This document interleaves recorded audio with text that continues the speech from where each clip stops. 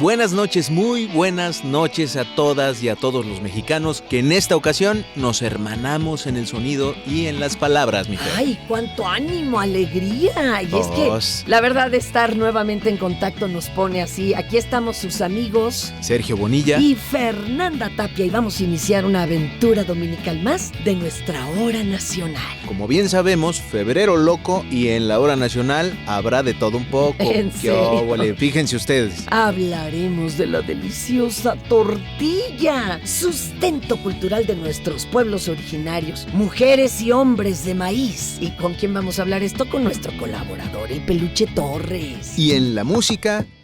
tendremos la presencia de voces talentosas y alternativas, la Isla Centeno y su potente expresión musical. De manera que en esta noche invernal de arranque de febrero y víspera de puente laboral, vámonos de inmediato a esos 60 minutos de encuentro con las palabras. La hora nacional, el sonido que nos hermana. Ya llegó el que nos hace sufrir, que no, nada más antoja. Y nos va a hablar de tortillas. Tortúranos, Peluche, por favor. Andrés Peluche Torres, ¿cómo Acá estás, andamos, muy bien, yendo a muchos lugares para poder traer información y seguir antojando a todos en el país. Hoy vamos a tocar un tema sensible. Toda alcaldía, municipio presumen tener las mejores tortillas de México. Bandera nacional, ¿no? Pero no te creas, hay de tortillas a tortillas. Claro. Hasta en las tortillas hay niveles. Porque ahora también ya se ha rescatado y bueno, ya las hacen de una cantidad de ingredientes. No me dejarás mentir. Claro. Adelante, compañero, ¿qué has descubierto en ese arduo estudio culinario? Justo este tema es muy importante que se toque porque a veces conocemos el proceso de las tortillas, pero yo creo que tendríamos que saber todos, como parte de la educación básica, cómo es el proceso de la nixtamalización y qué es lo que lleva, por qué se pone, como todo esto, así como lo dices, Fernanda, que podamos decir que cada delegación tiene un sabor muy distintivo de cada tortillería. Y bueno, Sí. hay tortilla que ahora ya nos acostumbramos y se hace dura inmediatamente. Claro. Pero hay personas que sí nixtamalizan bien o no le agregan ocote, Cal. La cal. No, la cal es forzosa. Sí. Pero el olote, perdón, El olote. al agregarle eso le endurece. Ujú. Entonces, pero bueno, pues quieren que rinda. Pero la verdad sí hay una diferencia abismal entre quienes lo hacen y no lo hacen, ¿no? Sí, claro, totalmente. Y también qué temperaturas lleva el agua para poner la nixtamalización, cómo es que se lava, qué tanto se lava, el tipo de maíz, si la masa va a ser verástegui, que es un tipo de masa para cierto tipo de máquinas, o si va a ser la otra que no recuerdo en este momento.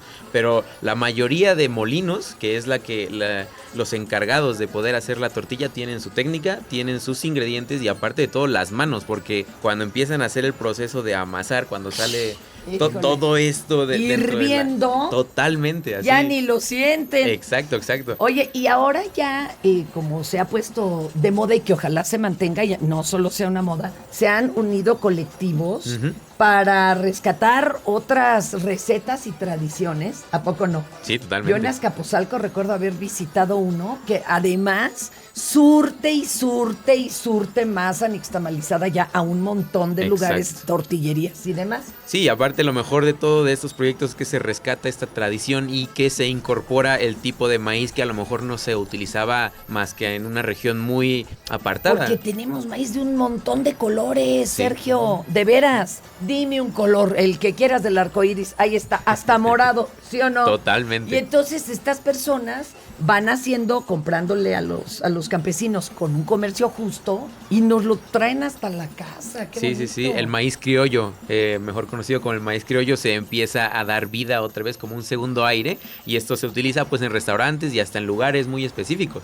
¿Cómo les podemos explicar a todas las personas que nos escuchan, por ejemplo, en Estados Unidos, que creen que el taco es una tostada ondulada? ¿Cómo Mira les nada. podemos decir que el taco se enrolla y que hay que saber enrollarlo? Sí, de veras, hay que hacer un tutorial, no sé tú qué opines. Sí, totalmente. Pero de veras hay que ayudarlos porque ya hasta diseñaron ahora cerámica. ¿Te ha tocado en algún restaurante así muy pop-off de tacos? De la tortilla, dices. Ver cerámica para acomodar la tortilla. Y que no se te salga claro. el taquito por todos lados, hombre. Si el chiste es saber manejar. Es como una Claro, base, que se exactamente. despanzurre el taco. Exacto. Yo creo que eso es lo interesante y la tortilla, como es la base, no se tiene que romper, tiene que aguantar y lo mejor de todo es que tiene que llevar copia, porque si no, no está copa mí. O sea, para ti es con copia. Con copia. ¿De tamaño pequeño o tamaño muy grande? Pues de los dos, cuando te echas uno de carnitas, puede ir con copia porque aparte tiene buena sustancia. O Cuando sea, tiene... tenga como jugoso el Exactamente. contenido, ¿Ya ¿no? probaste las pisadas de King Kong? Sí, ahí en la Río Blanco. ¿Y cómo ven que hay una máquina tortillera que ya corta la tortilla en forma de un piezote? Sí. O sea, Órale, esa yo no me la sabía. le han ¿En qué in- colonia está? Le han invertido, bueno, ya para hacer todo sí. fantástico. A la gente que nos escucha, este lugar está en la zona nororiente de la parte de la Ciudad de México. Un muy buen lugar, qué bueno que has ido a comer ahí. Ay, compañero, pero el problema es dar porque está en la Río Blanco, donde el Exacto. puro tianguis son 6 cuadras al fondo y 6 cuadras de largo. Totalmente, totalmente. Oye, tus redes para que podamos disfrutarlos. Claro que sí, como siempre, mis redes Peluche Torres en Instagram, Facebook y YouTube, y por ahí me pueden encontrar como Peluche Torres o La Garnacha que apapacha, ¿cómo no? Oye, Sergio, ¿sabías que la geriatría es una rama de la medicina que se dedica a estudiar las enfermedades de las personas adultas mayores? Sí, y la verdad es que ha cobrado mucho auge en los últimos tiempos, ya que es de suma importancia que cuando lleguemos a esa edad seamos completamente autónomos y que contemos con plena salud, ¿no?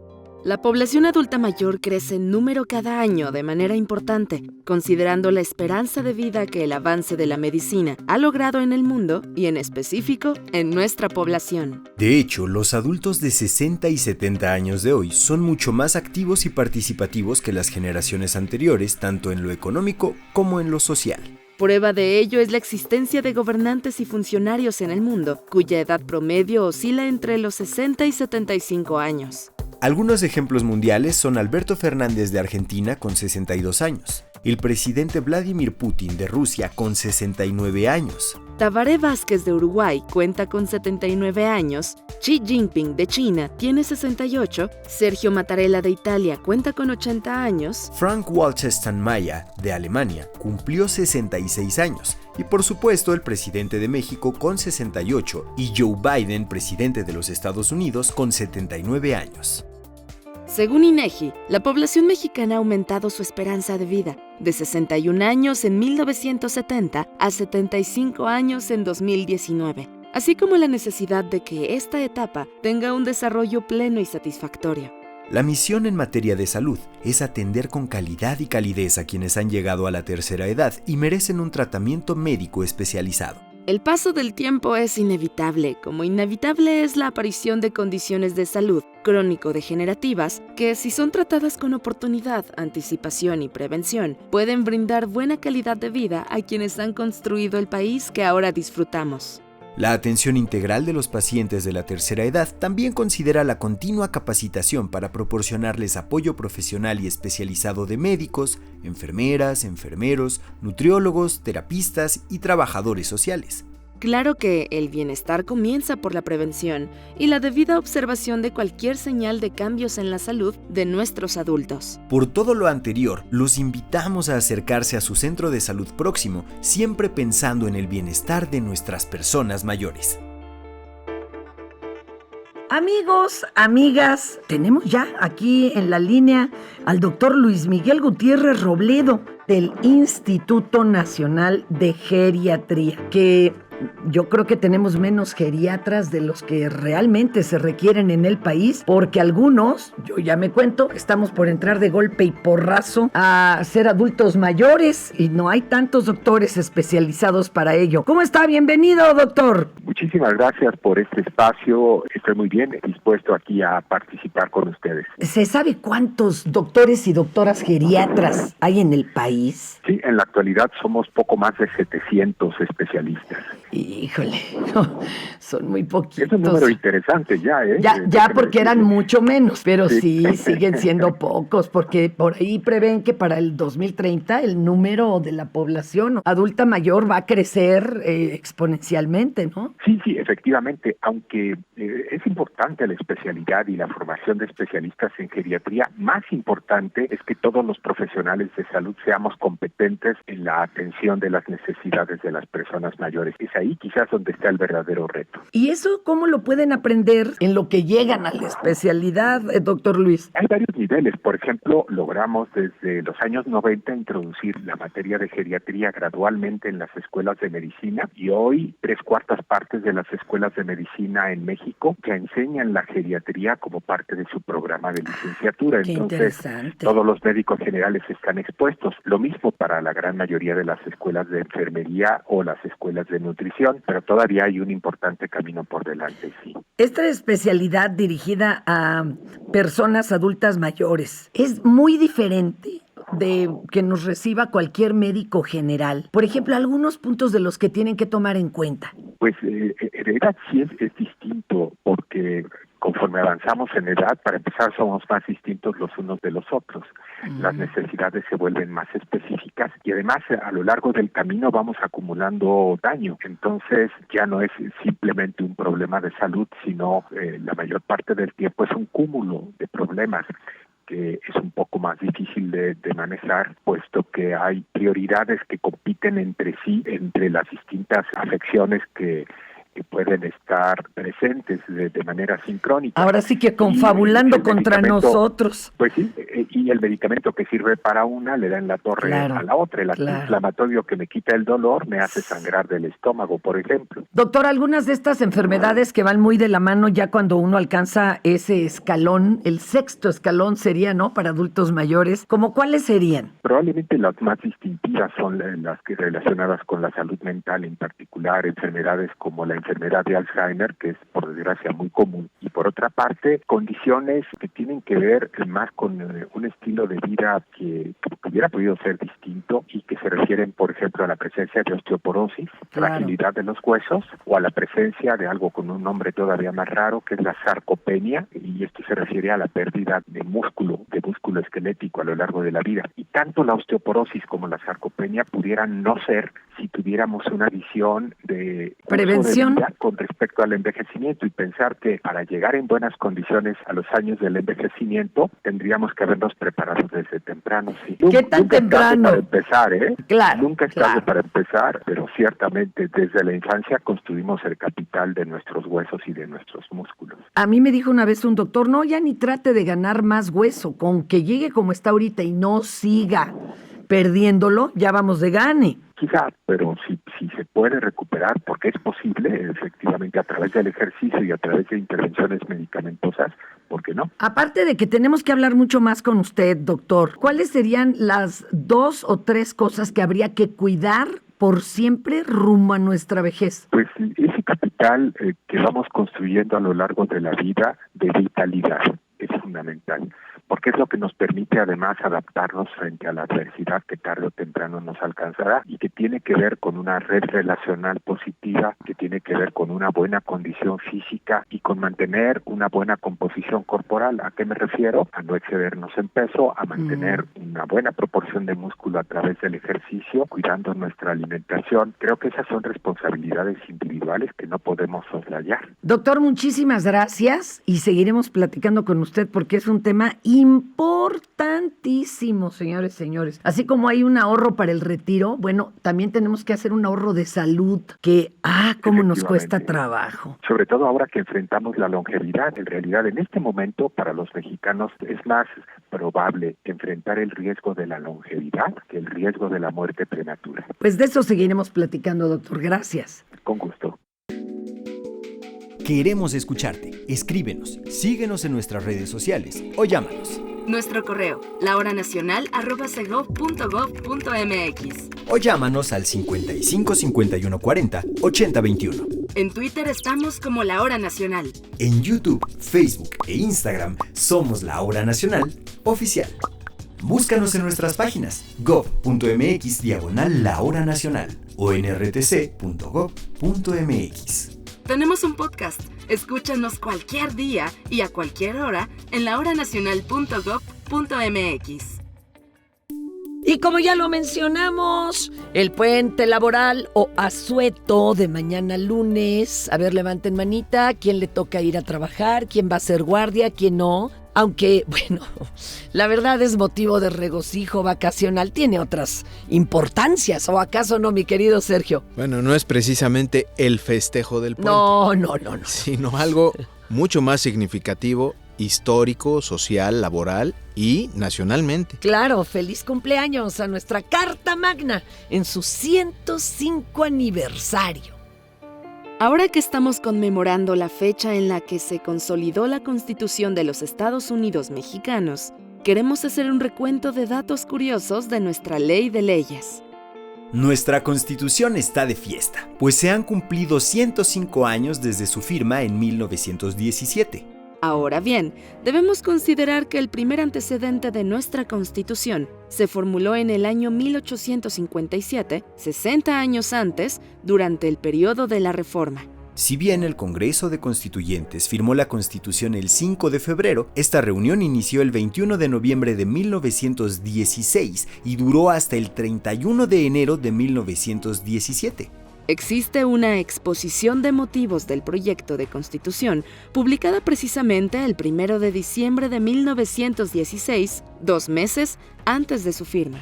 Un dato memorable e impactante es que nuestra Constitución inicia con las palabras Venustiano Carranza, primer jefe del ejército constitucionalista, encargado del poder ejecutivo de los Estados Unidos mexicanos. Hago saber, y es quien la firma.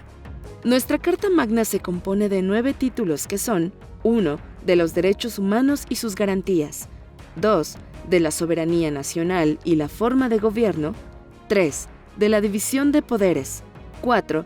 De las responsabilidades de los servidores públicos, faltas y hechos de corrupción, 5. De los estados de la Federación y de la Ciudad de México, 6. Del trabajo y previsión social, 7. Prevenciones generales, 8. De las reformas de la Constitución y 9. De la inviolabilidad de la Constitución. El título 9 de la inviolabilidad de la Constitución se compone de un solo artículo, el 136, que le otorga fuerza y vigor irreemplazable como ley suprema. A lo largo de estos 105 años, nuestra Constitución ha sido modificada 763 ocasiones en diferentes artículos. Durante los 20 periodos presidenciales, desde Álvaro Obregón a la fecha, la administración que menos modificaciones ha realizado es la del expresidente Adolfo Ruiz Cortines, con solo 2 reformas. El periodo con más cambios en los artículos es el del expresidente Enrique Peña Nieto, que suma 155 modificaciones. Ahora que se apagan 105 velitas de pastel constitucional, señalemos que su última reforma ocurrió el 28 de mayo de 2021 en materia de seguridad privada. Larga vida a nuestra Constitución Nacional, ley suprema que rige la vida social y política de todos, absolutamente todos los mexicanos. La hora nacional, el sonido que nos hermana.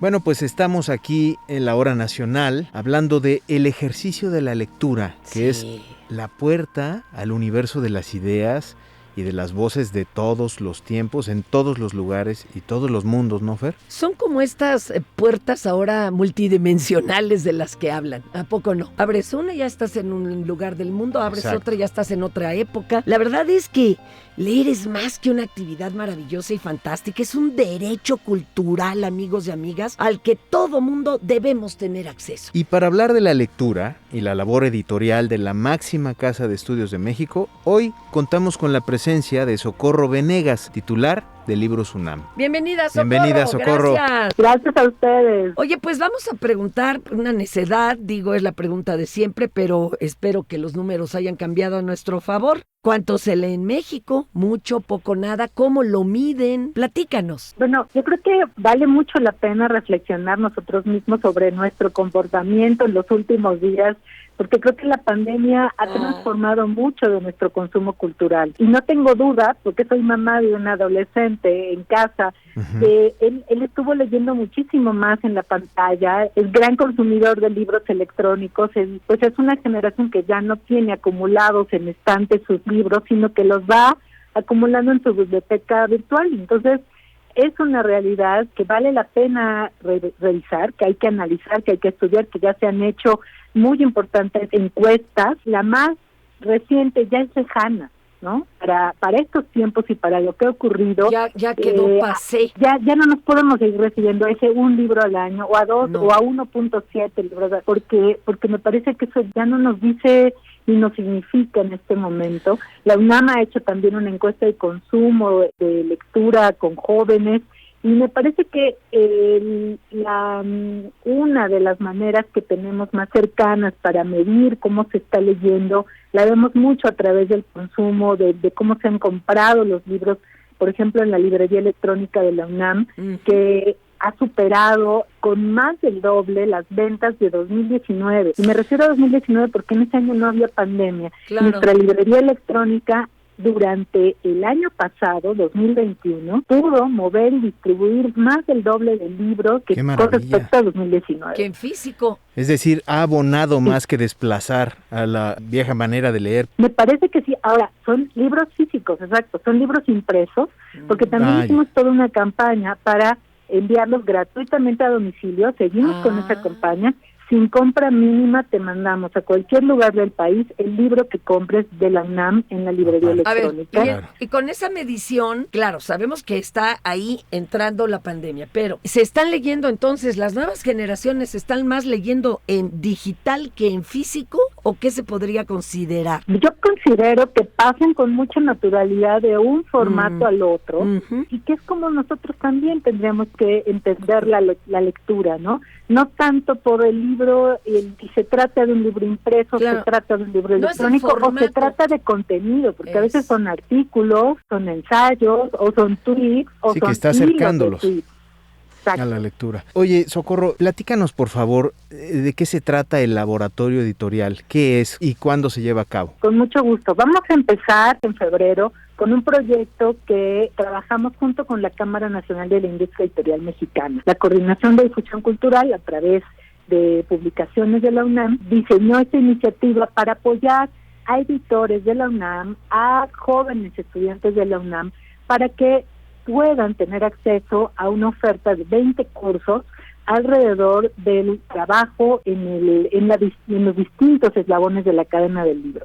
De manera que habrá cursos de diseño editorial, pero también de cómo vender derechos o cómo comprarlos, cómo se gestiona ese tema, otros cursos de derechos de autor también. Vamos a tener contemplados entre esos temas parecería que un tema que es ajeno en la edición académica, la edición de libros para niños y jóvenes, cómo haces un libro ilustrado, pues esos también son temas que van a estar allí presentes para un poco dejar estos prejuicios que a veces están cerca de los libros universitarios, y se puede pensar que no necesitamos ser creativos allí, y la verdad es que todo lo contrario, hay muchas experiencias universitarias que van en ese sentido del trabajo del editor como principio creativo también, como detonador de muchas cosas que pueden como el curador en una llevar al lector de la mano. Soco, dicen que todos los que están trabajando relacionado a libros, como estos gestores culturales, la verdad es que tienen la esperanza de sacar finalmente y publicar alguno propio. ¿Sabes qué? Tocas un punto que me parece fundamental, porque no tendríamos que pensar que nos es ajena la escritura. Entonces, el proyecto de un editor es sobre todo, está detrás una trayectoria lectora. Y escribir es un paso que bien encauzado todos podemos dar, ¿no? Tenemos algo que decir.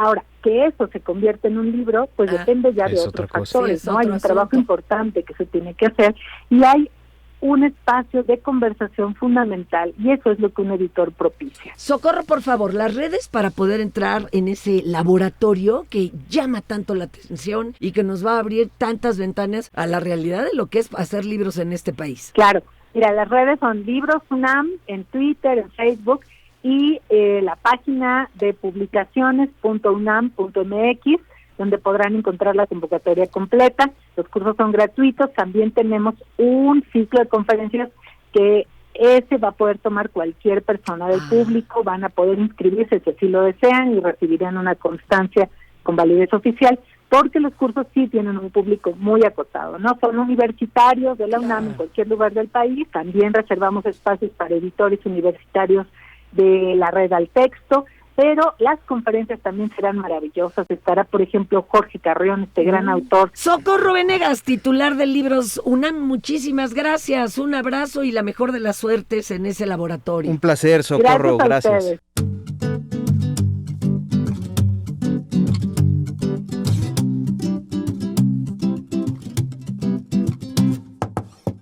Puede que sí. Desde 2018, la Isla Centeno ha sorprendido por la creatividad de sus composiciones y la sencillez de su inusual abordaje de lo profundo. A mí me encanta hasta el título. Y miren de dónde salió. María Centeno y Lito de la Isla.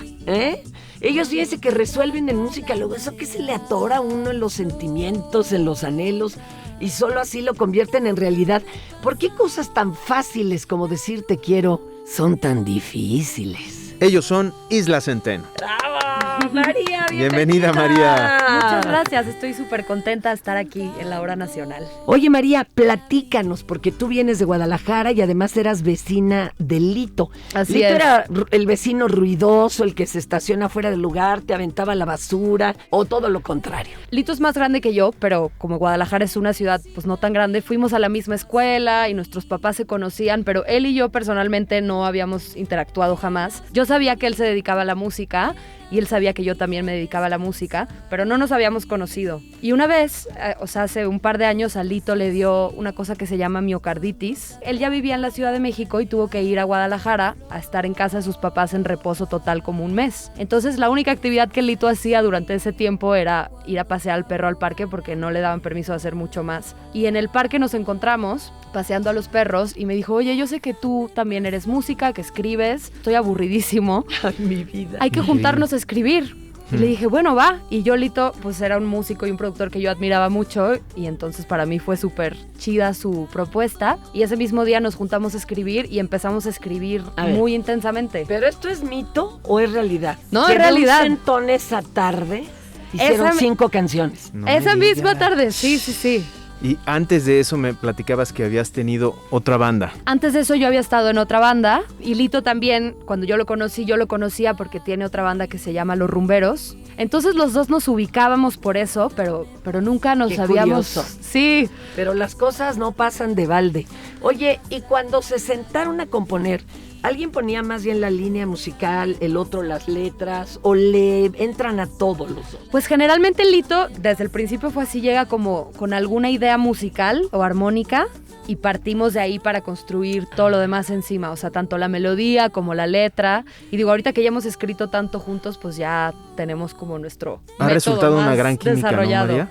Sí, la verdad es que sí, porque no con todo el mundo es tan fácil escribir y Lito y yo tuvimos la suerte de que nos complementamos un montón, nos admiramos un montón mutuamente también, entonces pues sentarnos a escribir juntos desde el principio fue súper fácil y súper satisfactorio porque los dos, o sea, nos gustaban mucho las canciones que estábamos haciendo y entonces la Isla Centeno nació de ahí. Nosotros no teníamos planeado hacer una banda, simplemente... Isla Centeno me suena a donde me voy a ir si me duele mucho el corazón.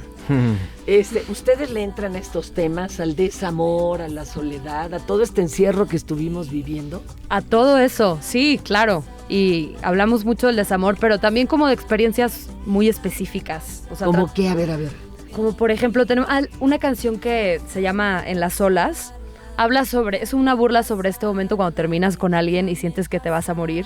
Ah, sí. Pero además está inspirada en que yo estaba saliendo con alguien con quien iba mucho a bucear. Entonces era como esta onda de, ahora que ya no estoy contigo, me voy a ahogar. Pero es como una metáfora de... Claro, Qué pero no bonito. lo Del drama. decretes, por favor. No.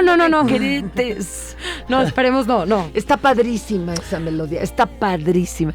Oye, pero... María, ¿cuáles son sus redes? Sí, porque merece después seguir platicando. Vamos Claro. poniéndole like y corazoncito. Nuestras redes estamos en todos lados como @laIslaCenteno y nuestra música está en todas las plataformas. La Isla Centeno, ahí nos pueden escuchar. Más para ignorar que la canción que hicimos va a acabar. No hay nada más que dar, sin besos de verdad. Dormirnos en la cama como siempre y despertar en el mismo lugar. No más para ignorar que la canción que hicimos va a acabar.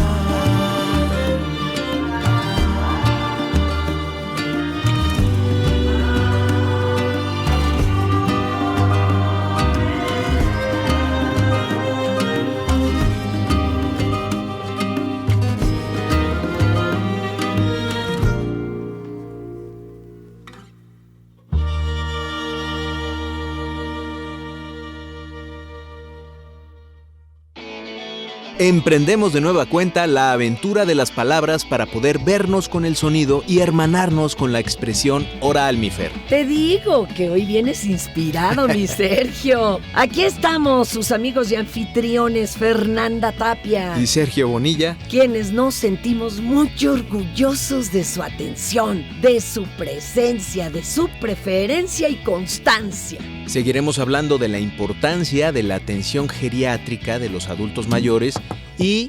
La voz y presencia de la isla Centeno. Así que iniciemos nuestro recorrido sonoro y tengamos en cuenta que ahí donde usted nos acompaña y escucha está México.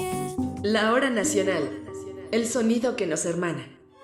Ay, amigos, amigas, la verdad es que la temática de las canciones mexicanas se ha distinguido en el mundo por el sabor a tradición, el color de las regiones, ¿por qué no? La poesía, la metáfora. Hoy que anda tan elevado, ¿verdad? Bueno, no, se dice elevado, pero yo recuerdo que así me lo decían en casa. Y si a este estilo se suman los temas universales como el amor y la pasión, pues imagínense nomás. Eso es lo que ha conseguido nuestro compositor de hoy, el maestro Martín Urieta. Había yo cantado alguno de mis temas entre los amigos y luego canté Te me vas al diablo, cuando de pronto se aproximó un hombre mayor y me habló directo. Martín Urieta Solano, originario de Huetamo, Michoacán, es cantante desde la infancia y también bueno para hacer versos y rimas. Ya entre los 10 y 12 años aprendió a tocar la guitarra, lo que le abrió las puertas para darle vuelo a la imaginación y a su creatividad de compositor musical, que a los 15 años ya tuvo su primera canción, Vuelve a Huetamo. Terminando la secundaria, se trasladó a la Ciudad de México, donde estudió la carrera de maestro en la normal y pasó luego a la normal superior para recibirse como profesor de secundaria. La música ocupaba tan solo sus tiempos libres. Cuando el hombre aquel me pidió guardar silencio, le dije que seguramente a él nunca le había tocado sufrir por penas de amor con las mujeres. Me miró muy seriamente y el silencio se podía cortar. Martín conoció al maestro Bulmaro Martínez, autor de Caminos de Michoacán, quien lo escuchó y le aconsejó que se abocara a escribir temas universales como el amor, el dolor, el temor. En ese momento, su creación artística tomó un vuelo definitivo y bohemio. Así fueron naciendo composiciones como Bohemio de Corazón, Acá entre nos, Qué de raro tiene, Urge, con un sentido musical sencillo, pero de calidad que lo consolidaron en el gusto popular de la música vernácula mexicana. Temas que han sido interpretados por artistas de talla internacional como Antonio y Pepe Aguilar, Marco Antonio Muñiz, Alberto Vázquez, Lila Downs, la Banda del Recodo y, claro, el gran Vicente Fernández, entre muchos más. Mire, amigo, me dijo, las mujeres a mí siempre me han hecho pedazos del alma, pero no voy a andar de chillón. Usted bien sabe que los momentos más bellos nos los han dado las mujeres. Así cuenta el propio Martín Urieta, que nació Mujeres Divinas, una canción que rinde homenaje a la mujer y a la bohemia. Merecedor de homenajes y reconocimientos, el maestro Urieta Solano fue distinguido en 2007 por la Sociedad de Autores y Compositores de México por sus 28 años de cantar a la mujer y al amor. En justo reconocimiento a su labor creativa, el maestro Martín Urieta, desde julio del 2021, presidente de la sociedad, nombrado por la unanimidad de los compositores de México. Y retomamos la plática con el doctor Luis Miguel Gutiérrez Robledo del Instituto Nacional de Geriatría. Doctor Luis Miguel, ¿cómo está? Retomamos esta plática. Nos decía que ahora sí enfrentamos la longevidad, sí, pero ¿y en qué condiciones vamos a llegar a esos años extra? ¡Qué tremendo! Tiene usted toda la razón, porque ¿de qué vale vivir 100 años si es con la carga de la enfermedad y en situación de discapacidad y dependencia? Tremendo. Tremendo. En realidad, el tema estriba en cómo prolongar nuestra esperanza de vida saludable. Ahora, El asunto está en que algunos renglones más delicados que otros a cuidar. Habrá algunas, ya nos mencionaba usted la composición de nuestro cuerpo, masa, músculo, grasa, todo esto. Nos hablaba de los huesos. Básicamente esto pues se resume a buena alimentación y ejercicio, ¿no? Parece muy simple, pero habría que ver cuántos de nosotros somos capaces de mantener ese nivel de actividad física y esa alimentación sana que nos permiten conservar ese capital a lo largo de la vida. En la actualidad, por ejemplo, ¿qué proporción de personas mayores se mantienen físicamente activas más de 5 días por semana? Menos del 20%. Uy, ay Dios. Otra pregunta, como también en la pediatría, que existe el psicólogo especializado, el psiquiatra especializado, en la geriatría, ¿aquí no hay una especialización doble? Cuéntenos. Justamente aquí el tema es este. La geriatría lo que persigue es un abordaje global del conjunto de los temas de salud de una persona. Si empezamos a fraccionarla en cardiogeriatría, otorrinogeriatría, oftalmogeriatría, seguimos en las mismas. Una de las principales razones por que la gente viene a verme como especialista geriatra es porque se encuentra en situación de recomendaciones contradictorias por distintos especialistas. No sé si me explico. Sí, entonces al revés, lo que quieren es en lugar de separarlos, que se tenga el cúmulo de conocimientos para saber cuáles padecimientos vienen de la manita, ¿verdad? Exactamente. Sí nos hemos especializado, pero con esa misma visión global en distintos niveles, vamos a decir, la geriatría de la atención primaria en la comunidad, la geriatría de la atención altamente especializada en el hospital o la geriatría desde la perspectiva de la salud pública. De acuerdo. Tendríamos que saber un poco de geriatría o por lo menos de cómo acercarnos a una persona adulta mayor, nosotros los de a pie. Yo creo que todos tenemos que aprender a envejecer. Y estamos viviendo un momento muy interesante porque los jóvenes en la actualidad frecuentemente tienen a la vista 2 y 3 abuelos, cosa que no era común en el tiempo de nuestros padres. Por decir algo, doctor, ¿se tienen que revisar periódicamente aunque no se sientan enfermos de nada? Absolutamente sí. ¿Cada cuándo? Claro que sí, eso es muy importante. Yo recomendaría por lo menos una revisión anual del Estado General de Salud y estamos desarrollando en el Instituto Nacional de Geriatría una propuesta para incorporar a una nueva cartilla nacional de salud de las personas mayores que nos va a facilitar justamente esta tarea. Qué interesante, así como la de vacunas, por ejemplo, para que no se nos pero pase. yendo más allá de la sola vacunación a otras esferas que permiten preservar la capacidad intrínseca a lo largo de la vida. Y no olvidarlos. Yo creo que algo de lo que padecen mucho nuestros adultos mayores es del olvido, de que se les orilla, se les deja a la deriva, es terrible. ¿Cómo podríamos combatir no solo el dolor físico, sino también este dolor social, espiritual, de que se les olvida y se les relega? Usted pone el dedo en la llaga. Justamente estamos en este momento en el segundo año de la década por el envejecimiento saludable, un movimiento global que promueven las Naciones Unidas y en especial la Organización Mundial de la Salud. Y 2 temas centrales ocupan la atención de los organizadores de esta década. El primero es la discriminación por edad, que tiene directamente que ver con lo que usted me está diciendo. Y por otro lado, la soledad y el aislamiento. El aislamiento social que pesan como terribles factores de riesgo para enfermedad. Y por otro lado, muchos han de ver escrito sus propósitos y entre ellos el de hacer ejercicio. Una persona adulta mayor tendría que consultar a su doctor geriatra antes de aventarse a pagar la inscripción al gimnasio. ¿Qué tal que es contraproducente, oiga? Siempre es prudente y hay que comenzar de una manera muy pausada, lentamente progresiva, para que no suframos lesiones tendinosas en particular. Si rápido empezamos a hacer trabajar nuestros músculos, los tendones no aguantan tanto y fácilmente se lastiman. En el sitio de internet desde el Instituto Nacional de Geriatría, el público encontrará recomendaciones a este respecto. Yo recuerdo mucho a la doctora Emma Godoy, que en paz descanse, que daba recomendaciones de aprender a ser una persona adulta mayor. Ella mencionaba abuelos o abuelas, pero recuerden que no todos han sido abuelos. Pues ahora sí que accesible, buena onda, porque si no, es más fácil que se alejen de nosotros. Yo quisiera hacer esa misma recomendación y que también a quienes ya sufrieron el mal humor o las dolencias del adulto, la adulta mayor en casa, pues que también tengan un poco de paciencia. ¿Qué les diría usted al respecto, doctor? Es muy importante el mantener, y no solo mantener, sino acrecentar nuestra red relacional, nuestra red de afectos, y pues esto solo se logra con una actitud positiva positiva, proactiva, abierta, afectuosa y que promueva el contacto con los miembros de nuestra familia. Si nosotros mismos tendemos a aislarnos y a retraernos, pues difícilmente lo vamos a conseguir. Doctor, ¿nos podría dar las redes del Instituto Nacional de Geriatría? geriatría.salud.gov.mx. Perfecto. Pues muchísimas gracias, doctor Luis Miguel Gutiérrez Robledo, director general del Instituto Nacional de Geriatría. Muchas gracias, un abrazo. Igualmente un abrazo y nuevamente gracias por la posibilidad de compartir con su audiencia. Gracias, yo cierro con ese, ay, juventud, si supieras, ay, vejez, si pudieras. Continuamos en la Hora Nacional.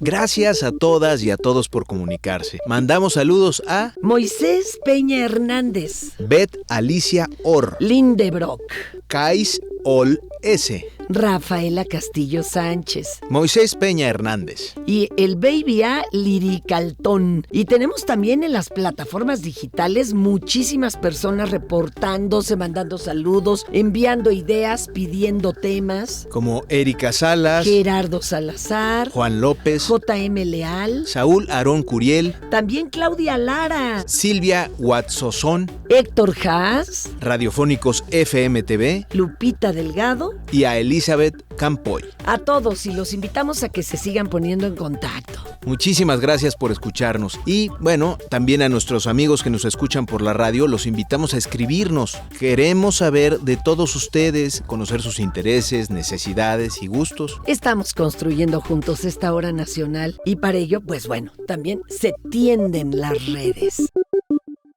Y bueno, estamos en la medianía del invierno. Hay que seguirnos cuidando de todas las normas de higiene y protección de la temperatura, por favor. También iniciamos la ruta hacia el ascenso de la temperatura y el cambio de estación. Porque se acerca poco a poquito la primavera. Ay, y con ella la aparición de las reinas de la polinización. Porque hay muchos polinizadores, pero las reinas son las abejas. Sí. Como todos sabemos, las plantas son organismos estáticos que para reproducirse tienen dos opciones: o se autopolinizan o recurren a agentes externos. Estos agentes externos son el viento, el agua y, claro, los animales. Y entre los animales, los insectos son verdaderamente estratégicos para la vida y sobrevivencia de las plantas. Aún más entre los insectos, las abejas son las reinas de la polinización. De los 115 cultivos globales consumidos por los humanos, 87 dependen de la polinización animal. De ahí la importancia de proteger especies animales polinizadoras, pues las plantas, como organismos estáticos, requieren del transporte de sus gametos masculinos, mejor conocidos como polen. Este polen viaja de flor en flor, fertilizando sus órganos femeninos. Al libar y viajar a otra planta y flor, el polen es transportado hacia otra planta o a la colmena. Existen 20.000 especies de abejas en el mundo, y de ellas, solo 50 son manejadas por el ser humano con propósitos de producción de miel. Y solo 12 de estas especies de abejas se emplean específicamente para polinizar cultivos. Nos referimos a la abeja melífera, conocida por todos por su cultivo en los apiarios. El cuidado de las abejas es crucial para mantener activas tanto la agricultura como la alimentación del mundo. Hoy sabemos que 90 estudios aplicados en Norteamérica, Centro y Sudamérica, Europa, Sudáfrica, Asia y Nueva Zelanda concluyen que de las 20.000 especies de abejas silvestres conocidas, solo 121 especies polinizan los cultivos en el mundo.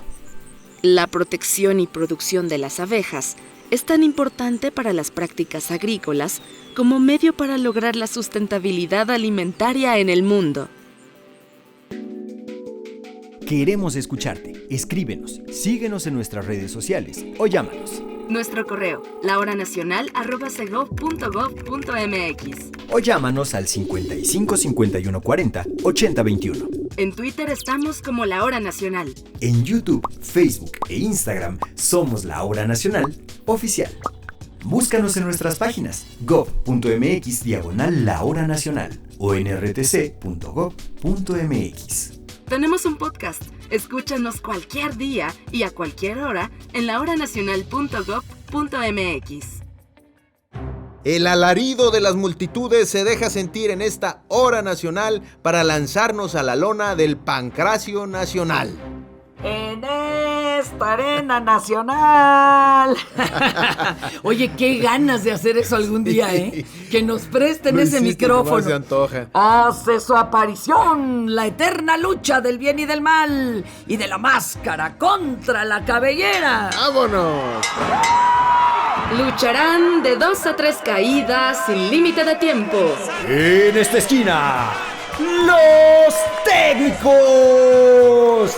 En esta otra, los rudos.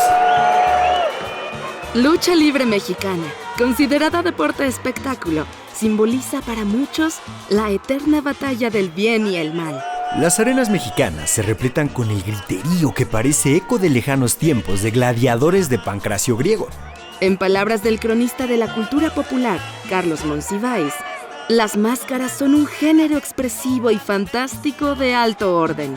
La aceptación de las máscaras de la lucha libre arranca en los años 50 con 3 o 4 enormes figuras: el Santo, Blue Demon, el Médico Asesino y el Huracán Ramírez. Segunda caída. En esta esquina, puro teatro.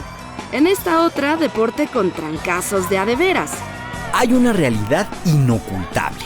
La preparación física de los más populares exponentes de la lucha libre requiere de horas de gimnasio y rutinas entre las cuerdas, giros, llaves, vuelos, caídas, planchas, columpios y muchas técnicas más. Pero en realidad, el gran actor de las arenas es el público que abarrota las butacas con gritos que ensordecen las 4 esquinas. En este teatro, el público es el gran actor que se manifiesta en alaridos, en gritos altisonantes, en el deseo del triunfo de sus héroes, representantes del bien y del mal según el cristal con que se mira. Tercera caída. Luchadores o superhéroes. Ese cine mexicano de culto que alimentó la imagen colectiva de los luchadores es, junto con la propia lucha libre en las arenas mexicanas, un fuerte elemento cultural de la aceptación popular. Por tanto, la permanencia de la lucha libre se apoya en el fortalecimiento de este deporte espectáculo, que ha servido al desfogue de las emociones del gran público asistente, actor y protagonista por generaciones. La inmortalidad se gana con la lucha diaria, y en eso, la lucha libre mexicana ya se ha vuelto inmortal, con los héroes mortales que siguen entusiasmando a las multitudes con vuelos desde la tercera cuerda. La hora nacional. El sonido que nos hermana. La huella intelectual que deja una vida es capaz de influir en decenas de generaciones futuras. Y para demostrarlo, los invitamos a ver la formación, obra y herencia de un moderno visionario del siglo XIX, Justo Sierra. Justo Sierra es, sin discusión, uno de los principales constructores del México moderno, pues, adelantándose a su contexto histórico, sentó las bases de la educación como verdadera maquinaria del avance social y político en pleno porfiriato. Nacido en la tierra campechana a mediados del siglo XIX, Justo Sierra Méndez vivió una infancia cercana a los libros y al quehacer literario, pues su padre, escritor y novelista, era Justo Sierra O'Reilly, autor de novelas como La hija del judío, que a decir del cronista Luis González Obregón, fue una de las primeras novelas históricas de México. Escritor y ensayista joven, a partir de sus 20 años inició a publicar ensayos en el periódico El Renacimiento, en el que, tal como su padre, publicó por entregas la novela El ángel del porvenir y, posteriormente, Conversaciones de domingo en el Monitor Republicano.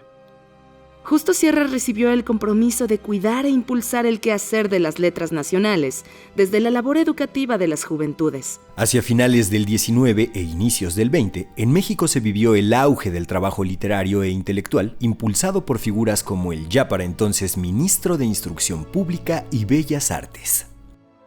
Durante su gestión, se erigió la Universidad Nacional de México, aportó la visión reformista de la educación y el futuro cultural del país desde inicios del siglo XX. Justo Sierra encarna el prototipo del erudito intelectual del siglo XIX. Su obra comprende prácticamente todos los géneros, desde la poesía, la prosa poética, ensayo, obras de teatro, periodismo político, libros de viaje y más. La obra escrita de Justo Sierra guarda un sentido histórico con el que supo proyectar la visión educativa y política de un país que requería despertar al conocimiento y al que desde Madrid en 1912 contempló listo intelectualmente de cara a los cambios de una tercera transformación que estaba por iniciar. Hace tiempo que quería yo sentir esto que siento. Mucho tiempo esperando este momento de tenerte aquí junto a mí. Hace tiempo le pedí al mar y al sol que te trajeran para acompañar mis noches en la arena y tenerte así y poder decir que sí. Yo sí me iría al fin del mundo a buscarte, abandonaba todo por poder cantarte. Si tú te vas no quiero más estar aquí. Puedo decir que sí. Desde que estás aquí todo el amor existe. El día es azul y la noche nunca es triste, porque me dio la vida tu amor.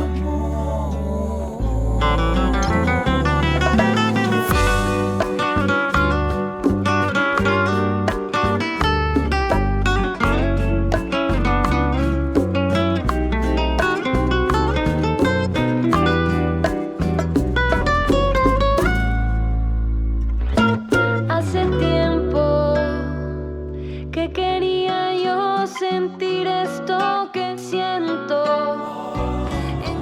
Pues seguimos aquí con María Centeno platicando de Isla Centeno y pues de todo lo que viene en el futuro, ¿no, María? Es que parece un experimento musical, pero ya, es toda una realidad. Es una fusión de dos talentazos. Oye, a ver, pues, ya, ni modo, si lo tiene que contar. ¿Qué onda con Vive Latino? Bueno, pues vamos a tocar este año en el Vive Latino y estamos súper felices al respecto porque sobre todo después de este encierro y de 2 años de pues prácticamente no tocar, regresar a los escenarios en un festival así importante, Está pues fuerte. es un gran honor y estamos súper contentos. ¿Van solos? O sea, ustedes dos, traen bandota, van a tener invitados. No vamos a tener invitados, pero vamos con nuestra banda completa. Bien. Entonces estamos armando un súper buen show y estamos felices de poder tocar y de llevar nuestra música al Vive Latino. Recuerdo que fue lo último que se hizo antes de encerrarnos de pandemia. ¿Se acuerdan? Un Vive Latino. Sí, justamente. Y Nos salieron despedimos. memes. Y de ahí, Ay. claro, las críticas. Oye, ¿y ahora qué onda con la gente? Porque ustedes les ofrecen sus canciones y la gente las adopta y ahora en redes eso es mucho más fácil de notar. Pero ustedes escriben de amores que ya vivieron o de los que incluso no han vivido.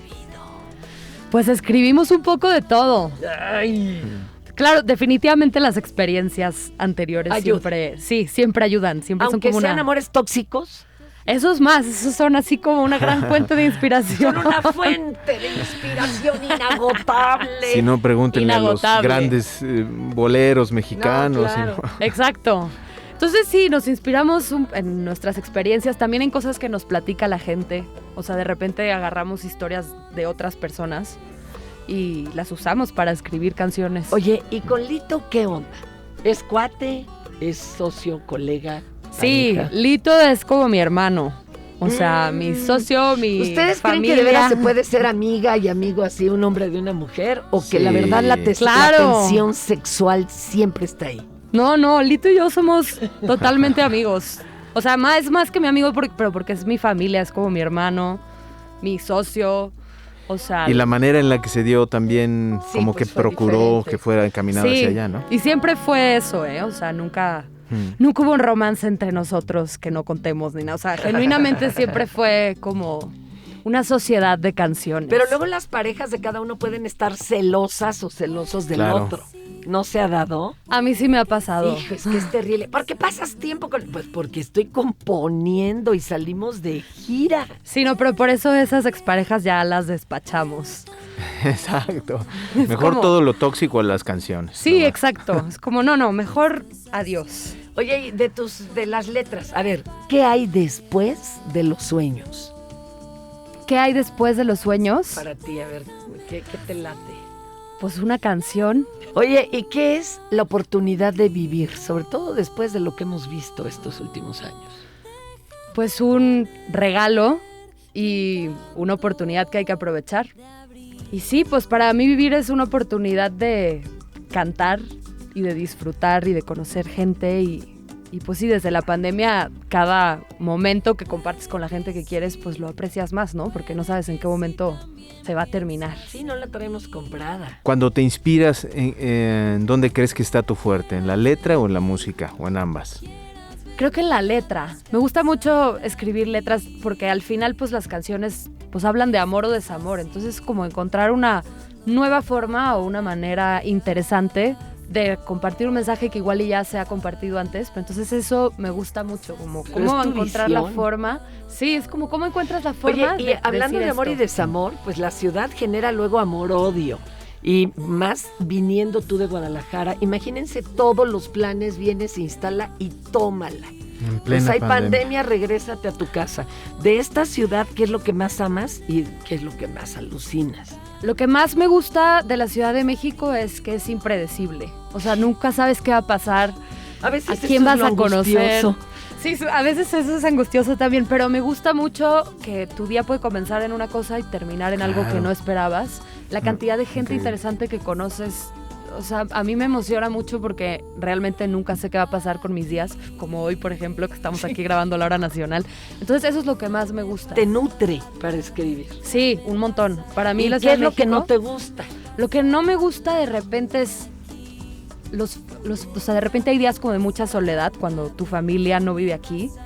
Eso es un poco difícil, pero luego te vas haciendo tu propia familia y eso Oigan, también y tiene es su que bueno, encanto. está rodeado de miles de personas. No sé cómo les vaya a ustedes si están en alguna ciudad de estas superpobladas del país y sentirte solo. Por eso es bonito las redes que has tendido tú con la música, María.